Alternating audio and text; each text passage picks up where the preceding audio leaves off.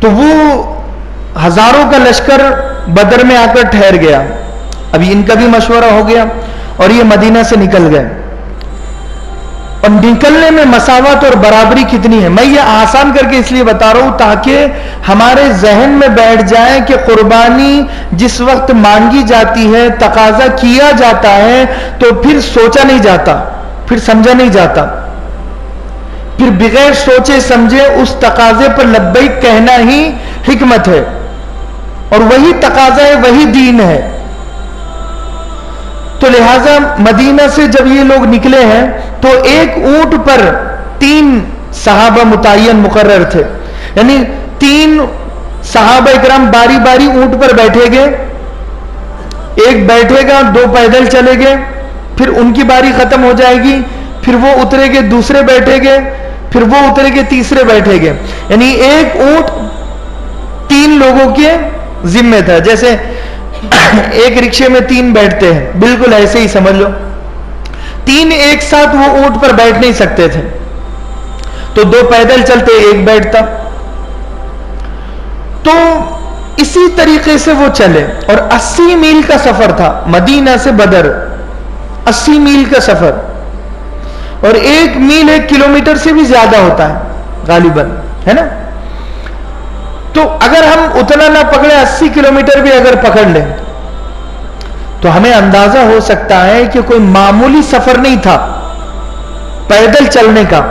اللہ کے نبی کے ساتھ جو 2 تھے, وہ ایک حضرت علی اور ایک حضرت ابو لبابہ تھے.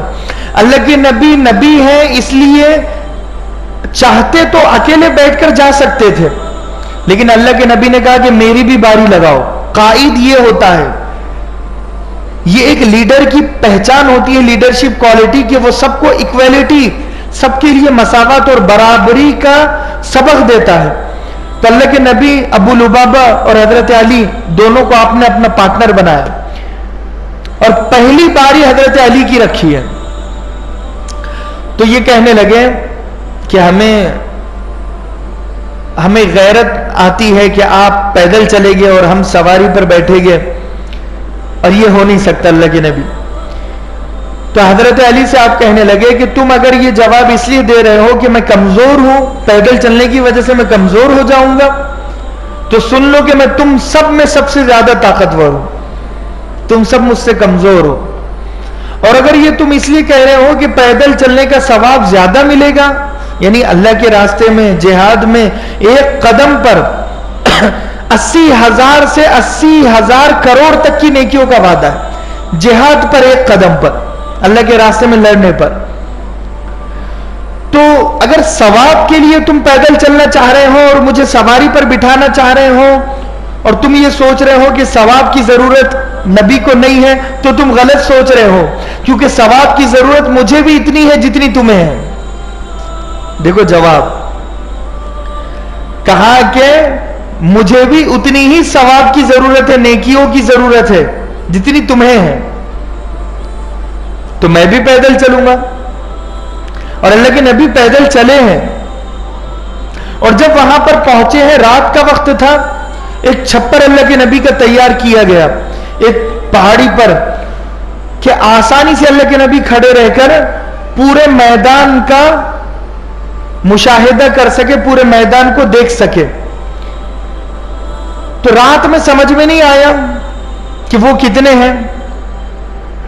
تو اللہ کے نبی صلی اللہ علیہ وسلم نے رات بھر دعا کی اور اللہ سے مانگا کہ اے اللہ, اگر یہ مٹھی بھر لوگ شہید ہو جائیں گے تو پھر تیرا نام لینے والا کوئی نہیں بچے گا.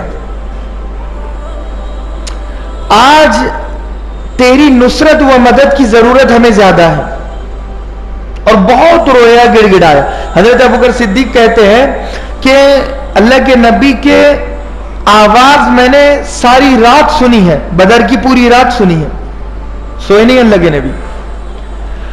جب صبح فجر کا وقت ہوا, تہجد کی نماز جب آپ نے پڑھی ہے, دیکھو جنگ کا میدان ہے, نمازیں ہو رہی ہیں, نمازیں آج ہم گھروں پر نہیں پڑھتے.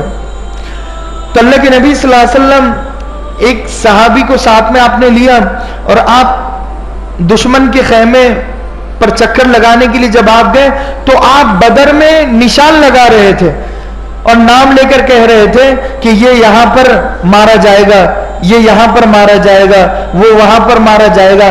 ابو جہل کا بھی نشان آپ نے لگایا کہ ابو جہل یہاں پر مارا جائے گا اور نشان کیا وہاں پر. دیکھو تو اللہ کے نبی صلی اللہ علیہ وسلم نے جب نشان کیا، اب فجر کا وقت ہوا، فجر کی نماز جب آپ نے پڑھی ہے اور پھر اس کے بعد جب جنگ شروع ہوئی ہے تو سامنے سے 3 بڑے سردار ان کے آئے، ولید، عتبہ اور شیبہ، جو بڑے جنگجو مانے جاتے تھے، کمانڈر مانے جاتے تھے. تو اللہ کے نبی صلی اللہ علیہ وسلم نے بھی 3 جانبازوں کو یہاں سے بھیجا. اس زمانے میں لڑائی کا طور طریقہ یہ تھا کہ سب ایک ساتھ حملہ نہیں کرتے تھے، ناانصافی سمجھی جاتی تھی. ادھر سے 3 جاتے، ادھر سے 3، ادھر سے 4، ادھر سے 4، ادھر سے 5، ادھر سے 5. اس طریقے سے لڑائی ہوا کرتی تھی. یہ ادبی لڑائی تھی، اصول اور ضوابط کے دائرے میں رہ کر لڑائی مانی جاتی تھی. تو 3 ولید، عتبہ اور شیبہ جب سامنے سے آئے تو اللہ کے نبی نے 3 انصاری صحابہ کو جب بھیجا، وہ کہنے لگے تم کون ہو؟ تو یہ کہنے رہا تم من الانصار، ہم انصار ہیں. تو یہ جو 3 تھے یہ کہنے لگے ہم قریش ہے. قریش ذات پات کا بڑا مسئلہ چلتا تھا، کاسٹزم کا بڑا مسئلہ تھا. انصار کو گری ہوئی کاسٹ اس زمانے میں سمجھا جاتا تھا، گرا ہوا قبیلہ، حقیر، فقیر. تو یہ جو 3 تھے قریش کے، یہ کہنے لگے ہم قریش ہیں، تم سے نہیں لڑیں گے، کسی قریشی کو بھیجو. تو اللہ کے نبی صلی اللہ علیہ وسلم نے حضرت علی کو بھیجا، حضرت حمزہ کو بھیجا اپنے خاندان سے، اور حضرت عبیدہ بن حارث کو بھیجا. یہ تینوں آئے میدان میں. پھر یہ تیار کہا کہ اب ہم لڑیں گے. تو اب لڑائی جب وہ 3 ان 3 پر ٹوٹ پڑے اور یہ 3 ان 3 پر ٹوٹ پڑے، تو حضرت علی نے جب چھلانگ لگائی ہے، پہلی ہی چھلانگ میں گردن پر جو وار کیا ہے تو شیبہ گرا اور اس کا خون نکلا. حضرت حمزہ بھی جب آپ نے پوری طاقت سے زور لگایا ہے، ایک ہی حملے میں عتبہ بھی گرا. اب ولید بچا اور ادھر حضرت عبیدہ بن حارث. حضرت عبیدہ بن حارث کا جب پیر تھوڑا سا پھسلا ہے تو ولید نے حملہ کیا تو گردن پر لگا. ان کو ذرا وقت لگ گیا لڑنے میں. تو یہ دونوں نے جب وہ دونوں کو نپٹایا ہے تو یہ دونوں ادھر بڑے عبیدہ بن حارث کی طرف اور ولید کو بھی نپٹا دیا. لیکن وہ حملہ ہونے کی وجہ سے عبیدہ بن حارث شہید ہو گئے. اللہ کے نبی صلی اللہ علیہ وسلم کی آنکھوں سے آنسو زار و قطار نکلنے لگے. اسلام میں ابھی داخل ہوئے تھے اور تمنا تھی کہ اللہ کے نام پر میں مروں. اللہ کے نبی سے پوچھا کرتے تھے، اللہ کے نبی کیا میرا جسم اور میرے جسم کے خون کے قطرے اتنے قیمتی ہے کہ اللہ اپنے نام کے لیے میرے جسم کا استعمال کرے؟ کیا میرا جسم اتنا قیمتی ہے؟ اللہ کے نبی کہتے ہیں عبیدہ صبر کرو، اللہ تمہاری دعا قبول کرے گا. اور یہ دعا قبول ہوئی ہے. فزت ورب الکعبہ، اور کلمہ پڑھ کر اس دنیا سے رخصت ہوئے اور کہنے لگے رب کعبہ کی قسم، اللہ کی قسم کھائی ہے اور کہا کہ میں کامیاب ہو گیا. یہ کیسی کامیابی ہے کہ جنگ کے میدان میں خون نکل رہا ہے اور دنیا سے جا رہے ہیں، بیوی ادھر ہے، بچے ادھر ہیں، لوٹ کر جانا نہیں ہے، اب بس یہی آخری سانسیں نبی کی گود میں لے رہے ہیں اور کامیاب. دنیا کو اتنا سیریس انہوں نے لیا نہیں تھا جتنا سیریس ہم لیتے ہیں. کتنا سیریس ہم لیتے ہیں دنیا کو.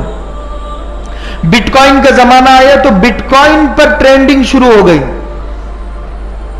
ہمارے پاس کریڈٹ کارڈ ہے، ڈیبٹ کارڈ ہے، اے ٹی ایم کارڈ ہے، ہمارے پاس پیسہ ہے، کیش ہے، سب کچھ ہے، پھر بھی ہم سے زیادہ پریشان کوئی نہیں ہے. گاڑی ہے، بنگلہ ہے، جائیداد ہے، کھانا پرانے کے زمانے کے مقابلے میں آج کا کھانا، بادشاہ اس زمانے میں وہ کھانا نہیں کھاتے ہوگے. آج کے زمانے کے غریب کی روٹی وہ روٹی ہے جو اس زمانے کے بادشاہ کی نہ تھی. آج کے زمانے کے غریب کے پلیٹ میں وہ کچھ آتا ہے جو اس زمانے کے بادشاہ کے پلیٹ میں نہیں آتا تھا. ظاہر سی بات. پھر بھی ہم سب سے زیادہ پریشان ہیں, سب سے زیادہ میجورٹی میں ہے. اسباب ہمارے پاس سب سے زیادہ بزدل قوم مسلمان اتنی کبھی نہیں رہی جو آج رہ رہی ہے.